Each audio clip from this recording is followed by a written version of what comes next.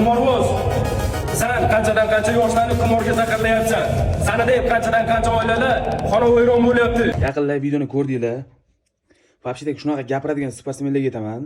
Urushadigan hamma turniringlar mana shu Olimpiyat, Adinspet, boshqa betlarga sponsorlar ushlar sponsorlik qiladi turnirlarga. Libo bir alashpiraga borsanglar, qo'lingizga Olimpiyatda sumkasini beradi.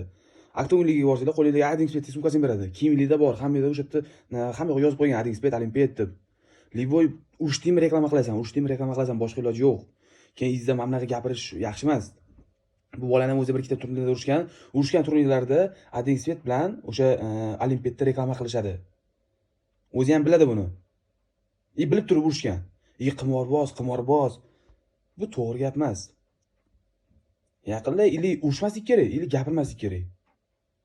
Ili sportdan chiqib ketsin. Bu urushadimi, urushgan odam bu urushgandan keyin qaraydi. Urushi gunoh. Urushi birinchidan.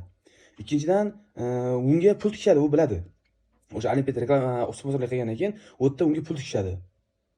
Uni orqasidan odamlar qimorga kiradi. 100% biladi, keyin chiqib olib, "Yo'q, qimorboz, tuzum, вообще-то bu bola sportsmen bo'lmasa, rekordda yaxshi emas. Mayli, hayp uchun unchalik ko'p darajada gapirish to'g'ri emas. Haypda ham ega bo'ladi." Yaqinlar o'zim fikrimni aytdim. Pastda fikrlarni kutaman. Mana shu bolani o'zini atmika qilib ketinglar, ko'rsin.